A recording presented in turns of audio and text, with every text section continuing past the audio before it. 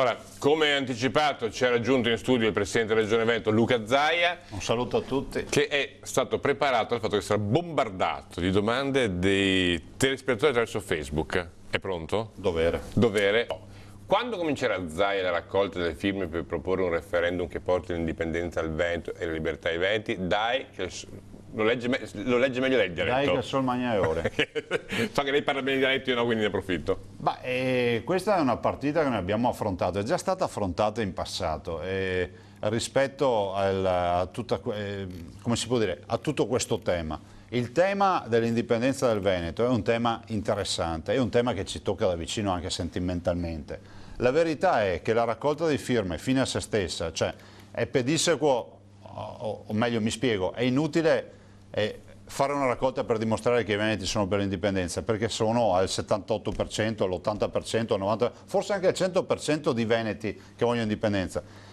La verità è che alla raccolta di firme deve poi succedere tecnicamente tutto un processo che non siamo in grado di vedere garantito rispetto alla legge. Abbiamo un governo che non ci dà autonomia come competenze. Da qui la richiesta di statuto, indipendenza. Infatti, guardi, Massimo, a me non interessa se pensa che il Veneto venga per primo, a me interessa sapere se rispetta le regole, specialmente le loro.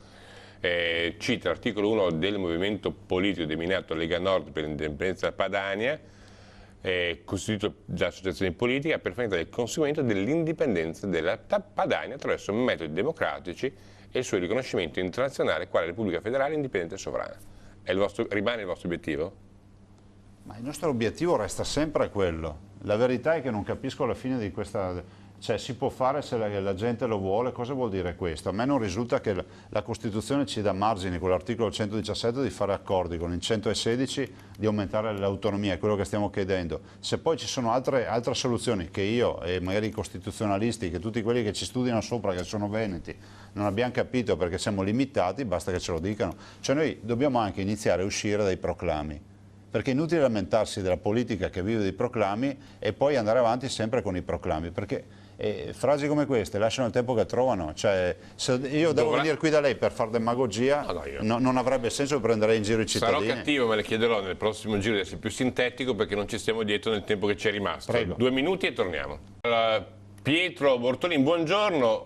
Con la stima che continua a provare per il dottor Zaia, mi chiedo cosa aspetta a togliersi i 2 giochi che porta, uno italico e uno padano, e indire un referendum democratico per l'entrata in Europa dal provincia di un Veneto indipendente. E Luca Baruzza aggiunge questo sondaggio che c'era stato del 53%, 53% di veneti che vorrebbero l'indipendenza, dice dai dottore portaci verso la libertà.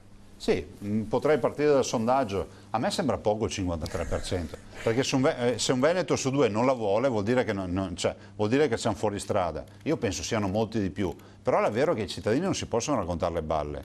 Tecnicamente noi possiamo raccogliere le firme, possiamo fare tutto, ma non c'è nessun supporto poi giuridico per riuscire a venirne fuori. Allora io dico, tecnicamente stanno così le cose, vogliamo fare la raccolta delle firme, la facciamo. Un referendum consultivo si può fare però. Sì, ma il referendum consultivo, cioè, ascolta i cittadini, diteci cosa pensate. Boh, è finito lì.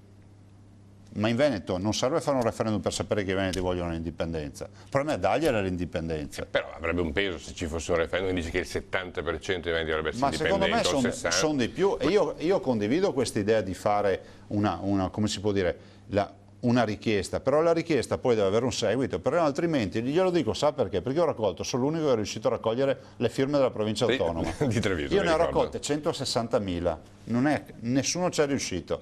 E non è accaduto niente. Portate le firme 10 anni fa, 8 anni fa. Non è accaduto niente. Non è accaduto niente. E io passo le mie giornate a trovare gente che mi chiede perché... Che fine ha fatto? No, a parte che fine ha fatto, perché mi hai chiesto la firma. E appunto che fine ha fatto la mia firma? Io non voglio ritrovarmi in questa condizione. Perché poi... La firma è una cosa, il voto in un referendum consultivo è un po' diverso. Sì, guardi che la firma era una firma... sono diverse. Era per una legge di iniziativa popolare, è stata depositata in Cassazione, non era una firma così fatta. No, certo. E adesso in Senato si è perso. Diego, a quando l'indipendenza del Veneto tramite referendum sotto monitoraggio internazionale? Ma non è che me la può chiedere 20 volte. No, ma però per non dire che non sembri che no, ma di quanti me lo chiedono. Allora dico, la verità è che noi non possiamo pensare di far credere ai cittadini che con il referendum risolviamo tutti i problemi del Veneto. La verità è che dobbiamo fare le riforme e fare in modo che il Veneto diventi indipendente, autonomo. Io la vedo così. E su questo